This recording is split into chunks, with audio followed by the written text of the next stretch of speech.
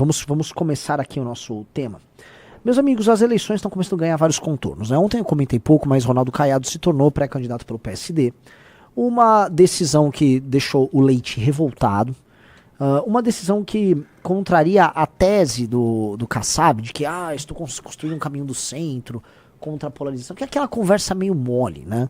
Basicamente, o Caiado, ele é um candidato bolsonarista. E ele se junta ao Zema num bloco de candidatos bolsonaristas, que eles não têm coragem de enfrentar a liderança bolsonarista no processo. E numa linha auxiliar, eu acho que ele está sendo colocado para ou ser um vice, ou, que é o mais provável, para posicionar o Kassab no jogo. O Kassab ganha valor de mercado no jogo, e aí com essa posição ele negociar com o Lula, negociar com o próprio Flávio Bolsonaro, ou comigo no momento certo. Essa aqui é real. Ou comigo no momento certo, tá? E estamos aqui nesse jogo só olhando, porque não é um projeto original, não é um projeto novo, tampouco é um projeto que vai poder fazer frente ao Flávio. Você querer fazer frente ao Flávio falando, não, eles são muito bons, mas eu também existo, não rola, não dá, tá? Então vamos começar aqui com a declaração do Caiado. Do Caiado a gente vai pro Leite, do Leite nós vamos pro Flávio. Vamos lá. Não suporta mais viver uma situação que tem sido uma constante nesses últimos anos. A polarização, ela é sustentada por um projeto político, por aqueles que realmente se beneficiam dela.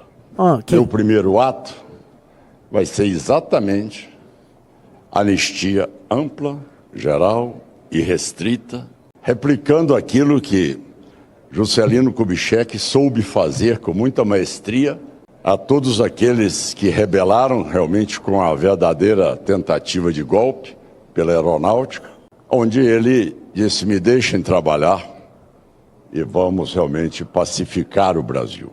No momento que ele se declara candidato, pré-candidato, que seja, a reação dele é afirmar o Bolsonaro como alfa e ômega da discussão. Aí ele fala contra a polarização e a resposta dele é tomar um lado na disputa. Quebrar a polarização significa duas coisas. Ou você, como um dos lados da polarização, se derrota o outro lado, aí você vira o lado hegemônico, não tem polos, é uma coisa una. Ou significa uma terceira força irromper e destruir as outras forças. Ela não vai irromper sendo, vamos dizer, eu sou de centro, sou calmo, sou...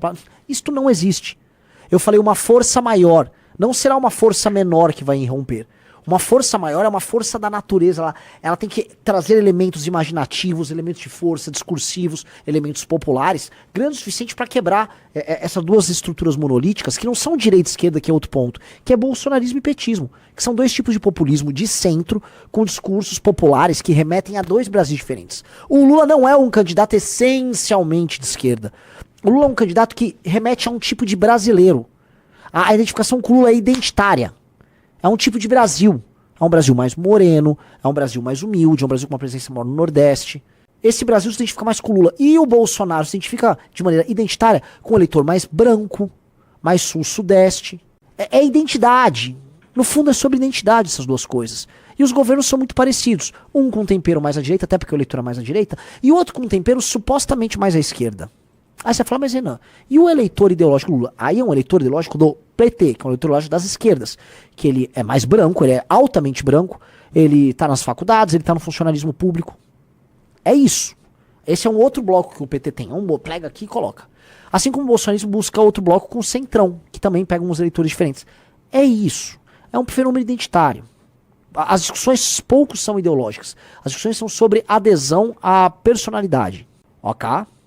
Adesão à personalidade. Tá dada a adesão à personalidade aqui, tá? O Caiado, ele só tá tomando o lado do exército do Bolsonaro. Então, é essa a primeira coisa que você faz quando você coloca um pré-candidato? Essa é a alternativa? Aí vai falar, não, porque eu fui um grande governador no Goiás. Já falei, o Caiado desses 3 governadores ali era o mais interessante. É também o que sabe falar melhor deles. Mas ponto. O Brasil precisa de um líder que reimagine o Brasil. E não um líder que imagine o Brasil do Bolsonaro e que possa executar isso um pouco melhor do que eles. Não, isso não é suficiente. Entendeu? E tampouco um líder que sirva ao Kassab. Que o Kassab representa a grande prostituta, que é o PSD e é o Centrão. Eles são a grande prostituta. Tá? Não há muito a dizer sobre isso. Tá? Paralelamente, o Leite soltou um vídeo. Vamos ver o vídeo do Leite? Pessoal, like na live, qual que é o vídeo dele? Sabe? Tá, é só pegar aí que tem um vídeo. Esse aí. PSD tomou uma decisão importante. Hoje o meu partido, o PSD, tomou uma decisão importante ao definir o seu caminho para a eleição presidencial. Embora essa decisão desencante a mim, como a tantos outros brasileiros, pela forma como insistem em fazer política no nosso país, eu não vou discutir essa decisão. Mas isso não significa ausência de convicção. Ao longo dos últimos dias, o que eu vivi foi algo que me marcou profundamente.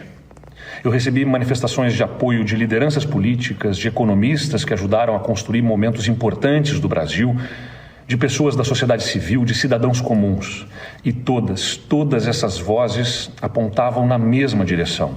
Existe sim no Brasil um desejo forte, talvez ainda silencioso, mas muito real, por mais equilíbrio, por mais sensatez, por mais respeito. Um desejo por uma política que não precisa gritar para ser ouvida, que não precisa dividir para existir, que não trate quem pensa diferente como inimigo. O Brasil está cansado, muito cansado de uma disputa que aprisiona o debate entre os extremos. Pausa. O termo que o Leite usou foi cansado. E de fato, se tem uma característica que define boa parte do eleitor que não está polarizado, ou seja, que não aderiu aos agentes políticos hoje majoritários, é que ele é cansado para tratar de política, porque ele é desinteressado sobre o assunto. Só que o problema é que quem está cansado não tem energia, Leite. E eis o erro estratégico. O erro estratégico de todas as alternativas de centro é que elas permanentemente estão cansadas. Ah, eu tô cansado disso aí. Cara, eu não tô cansado, eu tô cheio de energia. E a nossa galera tá cheia de energia. E você não tem que pegar uma galera que tá cansado. Quem tá cansado tá tipo, tá com tua galera! Entendeu? Tem galera que tá pistola, tá cheio de energia. Tem que estar a fim de rodar o Brasil, de arrumar as brigas pra ser arrumadas. É energia. E é muito importante que você tenha usado esse termo. E veja só como eu vou amarrar os temas. Em 2006, procure o movimento Cansei, Riso. Google, movimento Cansei Dória. Ele montou um movimento contra a corrupção chamado Cansei. Tá? Aqui, isso. 15 anos do movimento Cansei. E o movimento Cansei foi fundado pelo Dória e por alguns empresários, chamou alguns artistas, tipo Fafá de Belém, essas coisas pra estar presente. Eles fizeram um ato na Sé.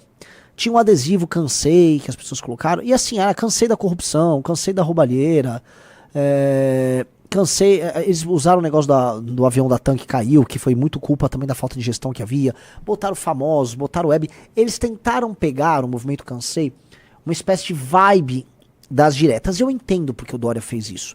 Veja, eu organizei manifestações 10 anos depois, né? 14, 15, 16. Essas manifestações que a gente fez, eu tentava olhar o que a gente tinha de referência no passado para apelar para o imaginário das pessoas. Vinha o Fora Collor e vinha as diretas. Ou seja, um movimento dos 92, 93 e um movimento de 85. Mas você tem que inovar. Você tem que entender a energia, o novo momento, as novas tecnologias. À época, o Dória, ele foi beber no movimento das diretas. E aí ele criou ali um movimento velho, ele próprio cansado. Quando você cria um movimento que chama Cansei, e você chama pessoas com uma linguagem cansada, você cansa. Não sei se você consegue achar no YouTube o Lobão falando sobre o movimento Cansei. O Lobão, na época, eu assisti muito Lobão. O Lobão tinha montado um programa de debates na MTV. Lobão, Cansei. Não tem aí, né? Tenta procurar. MTV. Desce, vamos ver. Não. Não tem, né? Mas o fato é, o Lobão zoava muito o movimento Cansei. Ele até criou um movimento. Tinha a camiseta da Cansei escrita no fundo preto. E aí ele montou uma camiseta que era o Payday, mas não fui eu. Né, que era pra zoar o Cansei. Até na época eu tinha ficado meio bravo. Lobão, alguém tem que fazer alguma coisa. Que bom que aqueles caras estavam fazendo. Mas, né, naquela época eu tinha meus 22 anos. Tava trabalhando, já tava crescendo lá, tocando negócios, aprendendo, trabalhando com amigos, trabalhando com todo mundo que eu conhecia. Eu já tava naquela fase workaholic. E eu simplesmente abdiquei de fazer a luta política. Mas eu fiquei na época curioso. Então, isso remete ao Dória, que nós vamos falar daqui a pouco. Mas o movimento Cansei e o argumento dos cansados não vence. Ficar cansado não ganha. Quem tá cansado perde. O cansado tá cansado. Tá? E aí o discurso do Leite, portanto, não passa energia. Se não passa energia, não passa liderança. E é isso. Vamos lá. Volta lá. E com toda franqueza, a decisão tomada pelo partido tende a manter esse ambiente de polarização radicalizada que tanto limita o nosso país. Eu acredito num outro caminho. Eu acredito num centro liberal, democrático de verdade. Pausa. Não como uma... Leite, veja, havia algum grau de radicalismo no discurso do Bolsonaro para 2018. Havia no PT da Dilma, na propaganda, um discurso radical em 2014. Definitivamente não houve 22 discursos radicais, nem do Lula, nem do Bolsonaro. O Lula estava falando em frente ampla, botou o Alckmin de vice, chamou o banqueiro para ajudar ele. E o Bolsonaro tentou comprar o voto das pessoas. Já em 22 não havia discurso radical. Você está repetindo uma coisa que funciona para pessoas de centro como se fosse uma espécie de um mantra. Não, eles são os radicais os extremos. Cara, eles não são radicais os extremos. E eles estão errados em não ser. Porque os problemas brasileiros são muito grandes e eles demandam uma ação muito mais incisiva. Eles estão cansados. Você está enfrentando dois caras com fadiga de material, com discursos cansados. O Flávio hoje fez mais uma lei anti-homem. O Flávio, mais uma vez, aderiu à agenda feminista desesperado que está pelo voto feminino. Isso não é a postura de um radical. Isso é a postura de um político oportunista do centrão. Então não adianta repetir como mantra. Eu vou colocar aqui. Eu acho o Leite um sujeito decente.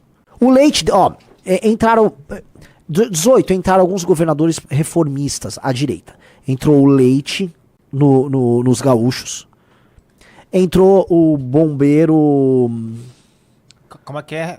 Ou entrou o Leite lá nos gaúchos, entrou um bombeiro, esqueci o nome dele, o Moisés em Santa Catarina. Okay. Entrou o Ratinho Júnior no Paraná. Entrou no Rio de Janeiro entrou o Witzel. Entrou o Zema em Minas. E entrou o Caiado, vamos botar aí, entrou o Caiado em Goiás, fechou? Os dois estados que estavam na pior situação possível, os três, vamos botar, era Rio de Janeiro, era Minas Gerais e era Rio Grande do Sul. Paraná, Santa Catarina e Goiás, bem mais tranquilo. De longe, o Leite fez um trabalho, do ponto de vista fiscal e de modernização da máquina pública, mais eficiente que os demais. O Witzel caiu, não deu 1 ano de governo, não deu 2 anos e meio de governo, o Witzel caiu. O Zema tá entregando uma dívida fiscal gigantesca, as contas públicas em Minas estão longe de estar resolvida. Teve um governo difícil. E o Leite pegou um governo difícil, mas o Leite entregou mais. Então o Leite é um cara que tem a propor em termos de entrega. Quando você olha as entregas do Leite, você fala, tá, um cara que tem a contribuir. Só que este discurso do Leite não dá. Esse discurso do Leite é negar a realidade. E não dá pra ficar negando a realidade. Vamos voltar. A quinta série não aguenta aqui, desculpa. Posição de conveniência, mas como compromisso com a conciliação, com o diálogo. Nossa, com a cara gaúcho botou assim nos comentários. Que papo é esse, guriada? Vamos lá. Construção de soluções reais. Um centro que olha para o futuro. Não fica olhando para os conflitos do passado. Foi isso que juntos nós começamos a construir. Mesmo que a gente não tenha uma candidatura formalizada, nós ajudamos a mostrar que existe espaço e, mais do que isso, necessidade de um projeto nacional sólido, responsável e equilibrado. E eu fico, sinceramente, muito emocionado com cada apoio que eu recebi. Isso não termina aqui. A política é dinâmica e jornadas como essa não se encerram com uma decisão partidária. Essa jornada continua na sociedade, continua nas ideias, continua naquilo que a gente planta. Se não for agora, vai ser logo ali adiante.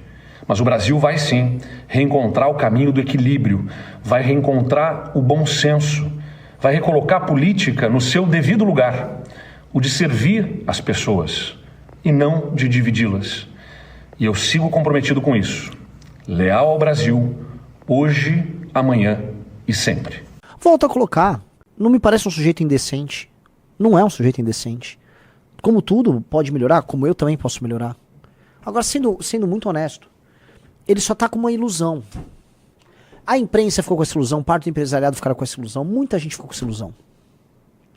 A real, amigos, e eu vou colocar aqui de maneira muito clara, é que não existe caminho para romper o Lula versus Bolsonaro que não seja através do conflito.